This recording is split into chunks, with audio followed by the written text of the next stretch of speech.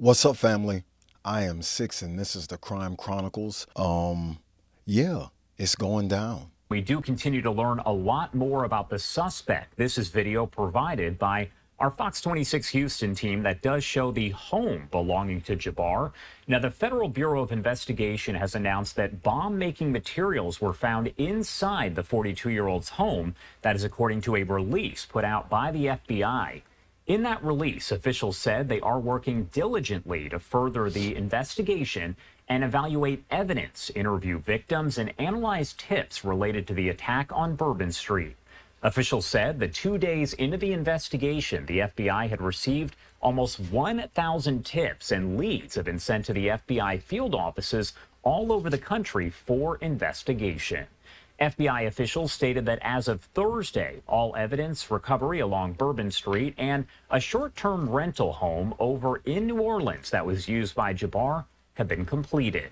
While over at the location of that short-term rental, FBI officials said bomb-making materials, which were rendered safe, and other items were found and collected for further processing.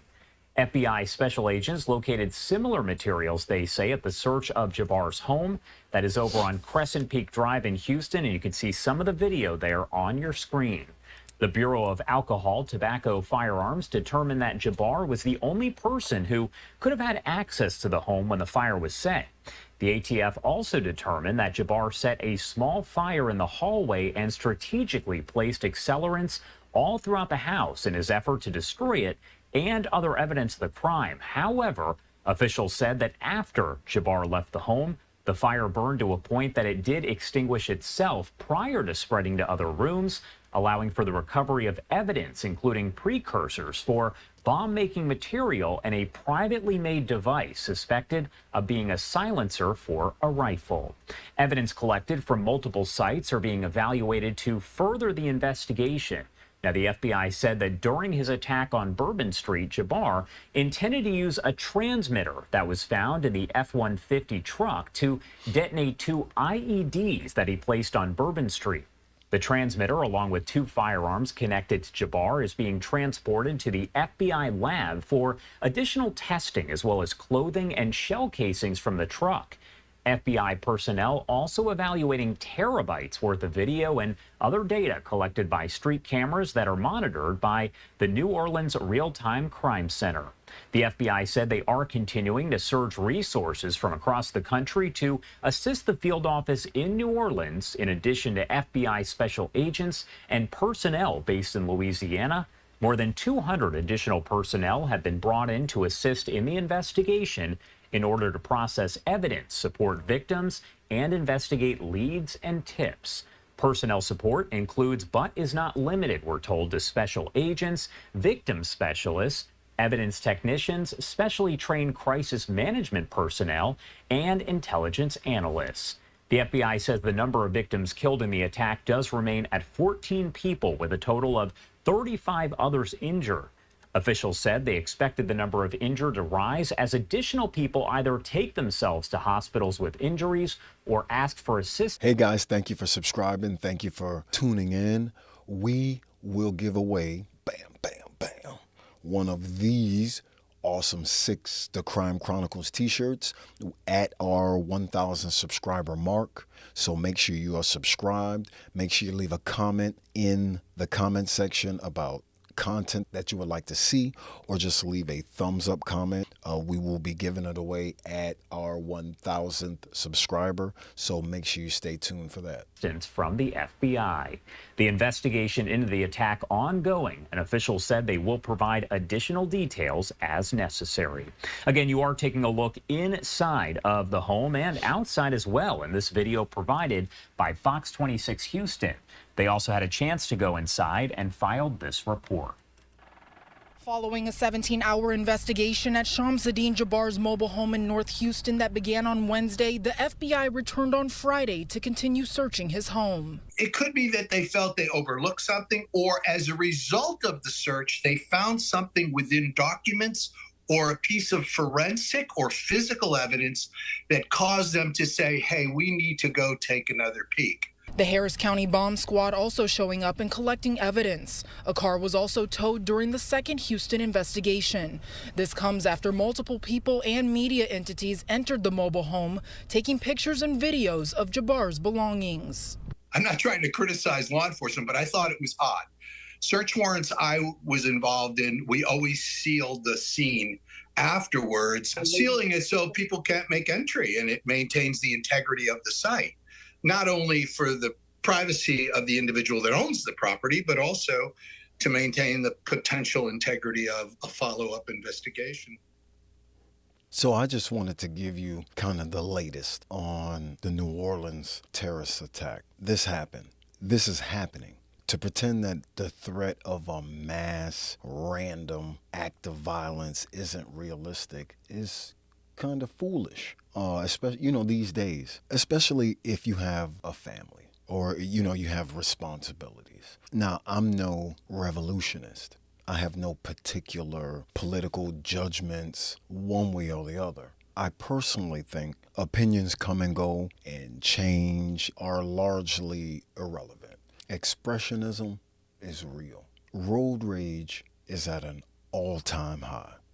According to available data, road rage statistics have significantly increased within the last decade, with reports showing a substantial increase in fatal crashes and incidents related to aggressive driving, including a near 500% increase in road rage-related fatalities over this last decade. And I'll give you some more stats. In 2024, they did a survey. 96% of Americans have witnessed an act of road rage in the past 6 months. A total of 12,610 injuries and 218 murders have been attributed to road rage over a 7-year period in the United States. In 2022, someone was shot and killed in a road rage incident every 16 hours. 66% of traffic fatalities are caused by aggressive driving. Road rage has been responsible for about 300 deaths since 2013. 30 murders annually are linked to road rage. 50% of drivers respond to the careless acts of other drivers with aggressive behavior themselves. I say all of that to say this: people are acting on their anger or their views or their opinions more than ever. Plan to go full circle. If you've got family, responsibilities, talk to your family, your kids about escape plans, about routes.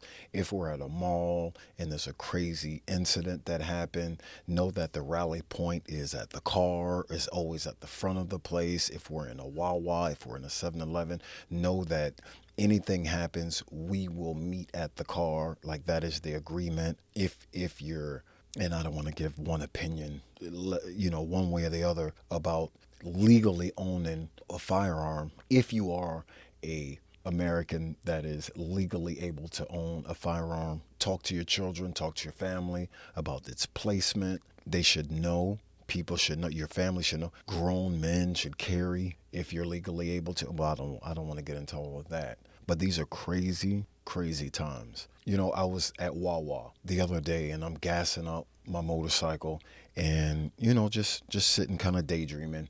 Probably was smoking. And directly in front of me was this older Camry. Looked like it was a 2013, 14. Obviously, it was old where it didn't have a rear cam.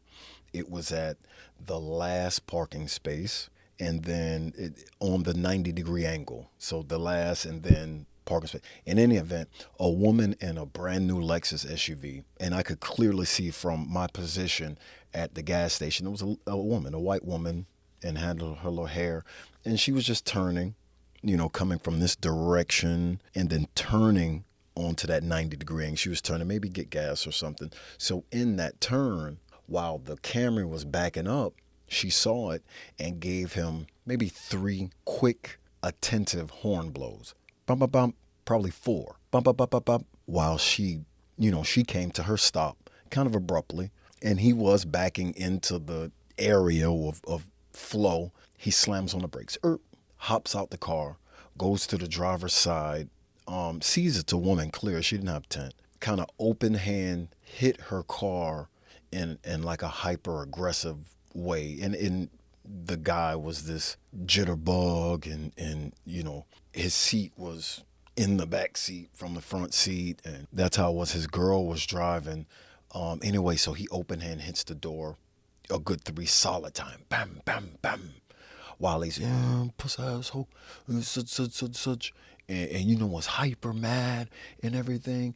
And my jaw was like, because not of the display of the road rage, I saw like, what if that had been me? If I'm just riding and I made that turn, I see this car, like I'm gonna, beep, beep, beep, drive a nice car, like, watch out. And if someone had hopped out the car on me in that exact temperament, I'm no killer, don't push me. Wow. And that was the wow moment for me. Like I saw that, I looked at that moment, it was like this smack of reality, like you are that close, 6. Like at any given moment, like people have no restraint. And psychologist tests have shown road rage and road rage incidents, people feel free in order to express themselves in such a controlled environment as your car, because it's your safe space, right? So to come full circle, all this road rage and stuff, I say to come full circle, all of that ties in to this. Like we are in an age of expressionism, right? I make a living on it. People are expressing themselves, whether that be anger, whether it be some left-wing opinion, people are expressing themselves. And it's without thought. And the angry expression is dangerous. And I feel that we as Americans, this ain't over. I don't know what those terrorist networks are getting ready to, I don't know any of that stuff. But I know radicalists look at this country as like this great Satan, because we're just a plethora of wastefulness and plethora of money. Our homeless spend an average of $100 a week on Get High. That is some country's salary monthly. So they look at us as no values and not really any morals, and just an overindulgent place, the great Satan. And I'm no expert in none of this.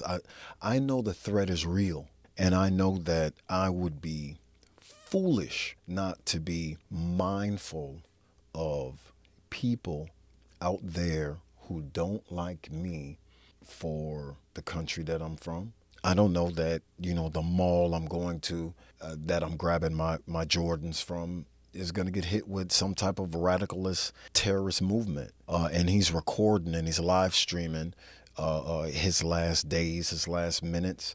And I happen to be in Foot Locker grabbing, these J's, the J24s. You got to be mindful. And it's that same radicalist frame of mind that has people road raging, like just pulling over and will just run into you with a car. They're in Churchy's Chicken, snapping and this and that, and ready to fight, ready to climb over the counter to straighten whatever their incident is. Just expressionism is just at this all-time high, and you have to be mindful of it. So that's it, guys. I just wanted to put a little something out there to give you guys a little something that had come across my head. Go in these comments. I'm looking for just content. Interviews come difficult, and we as a channel are kind of looking for specific kinds of interviews. Talk to me, man. Get in these comments. And what type of shows would you like to see? What would you like to hear from me? I do have this kind of loose schedule that I want to go by and kind of pattern the Crime Chronicles to. All of your suggestions are duly noted. I live in the comments, so you comment, I'm there. Thank you guys for supporting. Thank you guys for tuning in and watching. Remember to hit that subscribe button. And yeah, that's it. Peace.